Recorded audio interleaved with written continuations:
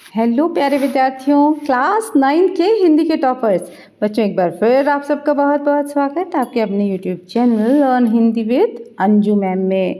बच्चों, हम लोग पढ़ रहे हैं आपकी कक्षा 9 की एनसीईआरटी हिंदी की किताब संचयन भाग 1, जिसमें हम लोग पढ़ने जा रहे हैं पाठ 1 गिल्लू, जिसकी लिखने वाली रचयिता हैं महादेवी वर्मा जी।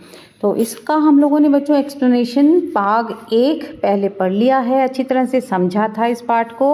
आज हम इसका भाग 2 करने जा रहे हैं और इसमें हम लोग इसका पाठ को पूरी तरह से समझ लेंगे, पूरा कर लेंगे।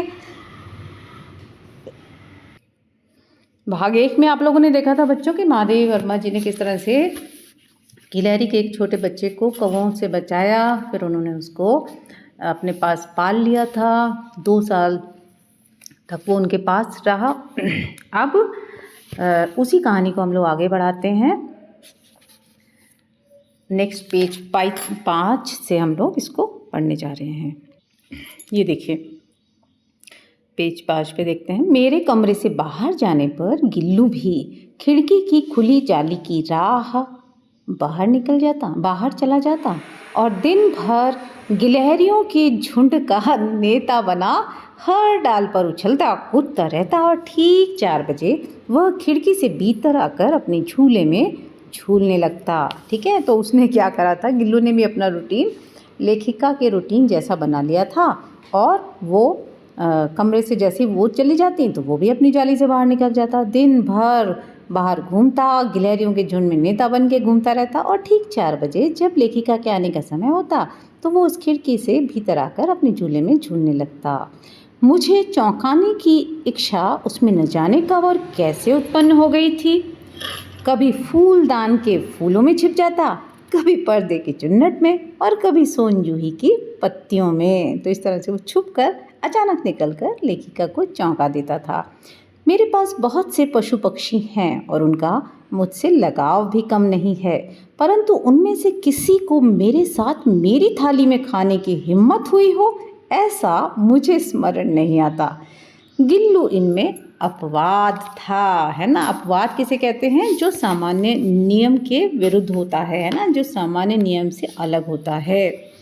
तो गिल्लू जो है सामान्य नियम को नहीं मानता था। मैं जैसे ही खाने के कमरे में पहुंचती, वह खिड़की से निकलकर आंगन की दीवार बरामदा पार करके मेज पर पहुंच जाता और मेरी थाली में बैठ जाना चाहता।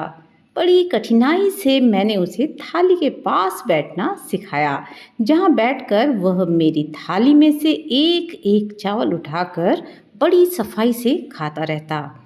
काजू उसका प्रिय खाद्य था और कई दिन काजू न मिलने पर वह अन्य खाने की चीज़ें या तो लेना बंद कर देता या झूले से नीचे फेंक देता, है ना। इस तरह से उन्होंने उसके बिहेवियर पैटर्न को बताया। एक तो उन्होंने बताया कि उनकी थाली से खाना चाहता था, तो शुरू में जब खाना उनकी थाली पर ही बैठ जाता था तो फिर उन्होंने उसको सिखाया कि नहीं, थाली से बाहर किस तरह बैठना है। फिर वो थाली के बाहर बैठकर एक एक चावल उठाकर सफाई से खाने लगा और काजू उसको बहुत पसंद था। तो अगर उसे कई दिन तक काजू ना दिया जाए तो वो किस तरह गुस्सा दिखाता था कि या तो खाना ही बंद कर देता था या फिर दूसरी खाने की चीज़ें अगर दी जाएँ तो उन्हें झूले से नीचे फेंक देता था। ऐसा नहीं लग रहा ना बच्चों के जैसे छोटे बच्चे करते हैं वैसा बिहेवियर। उसी बीच मुझे मोटर दुर्घटना में आहत होकर कुछ दिन अस्पताल में रहना पड़ा। उन दिनों जब मेरे कमरे का दरवाज़ा खोला जाता, गिल्लू अपने झूले से उतरकर दौड़ता और फिर किसी दूसरे को देखकर उसी तेजी से अपने घोंसले में जा बैठता। सब उसे काजू दे आते, परंतु अस्पताल से लौटकर जब मैंने उसके झूले की सफाई की तो उसमें काजू भरे मिले, जिनसे ज्ञात होता था कि वह उन दिनों अपना प्रिय खाद्य कितना कम खाता रहा। ठीक है, यहाँ इन्होंने बताया है कि किस प्रकार का उसका लेखिका के साथ इस तरह का संबंध नाता बन गया था। एक जीव होकर भी वो किस तरह से उनसे अटैच हो गया था कि जब लेखिका बीमार हो गई और उन्हें अस्पताल में रहना पड़ा, कुछ दिन के लिए वो घर में नहीं आई। तो जब उनके कमरे का दरवाज़ा उन दिनों खोला जाता तो गिल्लू दौड़ कर आता, झूले से उतर कर दौड़ता कि लेखिका होंगी, फिर देखता कि कोई और है तो फिर वापस अपने घोंसले में जा बैठता और फिर सब उसको काजू दे देते कि भाई काजू उसका प्रिय खाद्य है तो वो खा लेगा। लेकिन लेखिका कह रही हैं कि जब मैंने अस्पताल से लौटी और मैंने उसकी झूले की सफाई की तो उसमें मुझे बहुत सारे काजू मिले।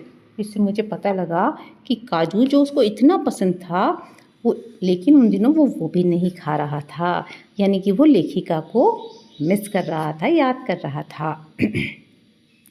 मेरी अस्वस्थता में वह तकिए पर सिरहाने बैठकर अपने नन्हे नन्हे पंजों से मेरे सिर और बालों को इतने हौले हौले सहलाता रहता कि उसका हटना एक परिचारिका के हटने के समान लगता है ना। जब लेखिका फिर घर पर आ गई और वो अस्वस्थ थी, थोड़ा रेस्ट पर थी घर में, तो जब वो लेटी रहती थी तो वो अपने नन्हे पंजों से उनके सिर और बालों को धीरे धीरे सहलाता था।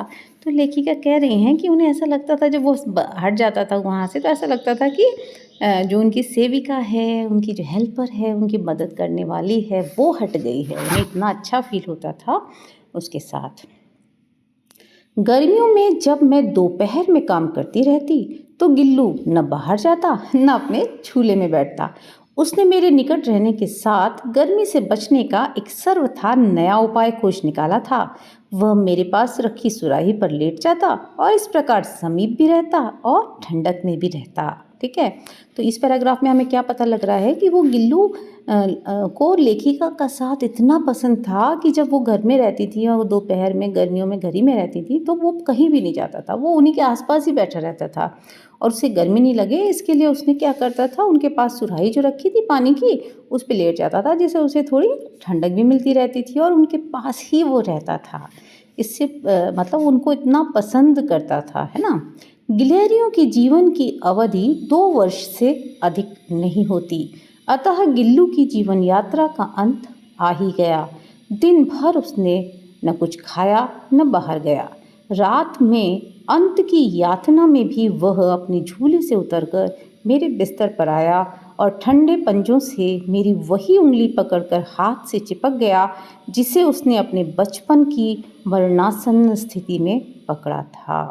तो अब वो क्या बता रही हैं कि गिलहरियों का जो जीवन होता है वो 2 वर्ष से ज़्यादा होता नहीं है। तो 2 वर्ष हो गए थे, तो अब गिल्लू का भी जीवन समाप्ति का समय आ गया। तो उस दिन जिस दिन उसकी मृत्यु हुई, उस दिन उसने दिन भर ना कुछ खाया ना कहीं बाहर गया और रात में वो काफ़ी कष्ट में था, लेकिन फिर भी वो उतरकर झूले से उनके बिस्तर पर आया और उनकी उंगली पकड़कर हाथ से चिपक गया। तो वो कह रही हैं कि जब शुरू में पहली बार उन्होंने जब वो मरणासन यानी कि बिल्कुल मरने की स्थिति में था, जब उन्होंने उसको बचाया था, तब भी उसने इसी तरह उनकी उंगली पकड़ ली थी। पंजे इतने ठंडे हो रहे थे कि मैंने जाग कर हीटर जलाया और उसे उष्णता देने का प्रयत्न किया, परंतु प्रभात की प्रथम किरण के स्पर्श के साथ ही वो किसी और जीवन में जागने के लिए सो गया। अब लेखिका कह रही हैं कि उसके पंजे इतने ठंडे हो रहे थे कि जब उसने मेरी उंगली पकड़ी तो मुझे लगा ये तो बहुत ठंडा हो रहा है, तो उन्होंने फटाफट जग कर हीटर जलाया ताकि उसे उष्णता यानी थोड़ी सी गर्मी मिल जाए, है ना। लेकिन क्या हुआ कि वो तो अब तो उसका समय आ गया था। तो जैसे ही सब सुबह हुई, प्रभात की प्रथम किरण के स्पर्श के साथ, यानी कि जैसे जैसे ही सूर्य उदय हुआ, प्रभात यानी सुबह की प्रथम सूरज की पहली किरण के साथ वह किसी और जीवन में जागने के लिए, यानी कि वो उसकी मृत्यु हो गई। ऐसा क्यों कहा है उन्होंने किसी और जीवन में जागने के लिए? क्योंकि बच्चों हिंदू धर्म में क्या मानते हैं कि हमारा पुनर्जन्म होता है। तो इस तरीके से हम ये मान लेते हैं कि उन्होंने ऐसा कहा कि वो किसी और रूप में जन्म लेने के लिए वो सो गया, उसकी मृत्यु हो गई। उसका झूला उतार कर रख दिया गया है और खिड़की की जाली बंद कर दी गई है, परंतु गिलहरियों की नई पीढ़ी जाली के उस पार चिक चिक करती ही रहती है और सोन जूही पर पसंद आता ही रहता है। अब वो क्या कहती हैं कि झूला तो हमने उतार कर रख दिया, जाली भी बंद कर दी, लेकिन अब क्या हुआ, अब अगली पीढ़ी, गिलहरियों की अगली पीढ़ी आती है, वो चिक चिक करती है, सोन जूही पर बसंत आता है। वो कहना चाहती है कि जीवन इसी प्रकार से चलता रहता है, किसी की मृत्यु हो जाती है, नया जीवन आता है, नई गिलहरियाँ जन्म लेती हैं, नया जीव आता है, तो जीवन चलने का नाम है, इसी प्रकार से चलता रहता है। सोन जूही की लता के नीचे गिल्लू को समाधि दी गई है, इसलिए भी कि उसे वह लता सबसे अधिक प्रिय थी, इसलिए भी कि उस लघु गाथ का किसी वासंती दिन जूही के पीताब छोटे फूल में खिल जाने का विश्वास मुझे संतोष देता है। ठीक है, वो कहने लगी, क्या वो कह रही हैं कि गिल्लू को हमने कहाँ समाधि दी, यानी उसको कहाँ जब किसी की मृत्यु हो जाती है ना तो उसे मिट्टी में गाड़ दिया जाता है। तो उन्होंने कहा कि जो सोनजूही की लता के नीचे ही हमने गिल्लू को समाधि बना दी, उसे नीचे गाड़ दिया। क्यों गाड़ा उस वहाँ पर? क्योंकि उसे सबसे ज़्यादा वही लता प्रिय थी और उसी लता के आसपास दौड़ता रहता था। ठीक है, और इसलिए भी एक और कारण वो बता रही हैं कि जो वो लघु गात यानी छोटा सा जो जीव था, छोटे शरीर वाला जीव यानी कि वो गिल्लू जो था, किसी बासंती दिन यानी बसंत में जब जूही के पीले पीले फूल जूही के पीताब मतलब पीले रंग के है ना, जब जूही के पीले फूल खिलते हैं ना, तो कह रही हैं कि मुझे ऐसा संतोष होता है, विश्वास होता है कि कहीं ना कहीं गिल्लू उन फूलों के रूप में वो फिर से मेरे पास आ गया है, मुझे देख रहा है और मुझे वो प्रिय एहसास बना रहता है। ठीक है बच्चों, बहुत ही प्यारी है ना, कितनी अच्छी कहानी, बड़ा मज़ा आया ना। ये कहानी बच्चों हम लोग भी बचपन में पढ़ी थी, हम लोगों ने भी, बहुत अच्छी लगी थी उस समय भी मुझे, और बहुत ही प्यारी खूबसूरत सी कहानी है। आप पढ़ेंगे सुनेंगे आपको बहुत अच्छा लगेगा। ठीक है, और अब हम लोग अगले वीडियोज़ में इसके क्वेश्चन आंसर्स वगैरह कर लेंगे। तो जिन बच्चों ने चैनल को सब्सक्राइब नहीं किया है बच्चों, सब्सक्राइब फटाफट कर लीजिए, है ना, बेल आइकन प्रेस कर लीजिए ताकि जो भी वीडियो बने उसका नोटिफिकेशन आपके पास आ जाए और हिंदी में आपको इंटरेस्ट और मज़ा आए पढ़ने में। ठीक है, अगले वीडियो में हम लोग फिर मिलेंगे किसी नए मतलब इसी के क्वेश्चन आंसर्स के साथ। तब तक के लिए जय भारत, जय हिंद।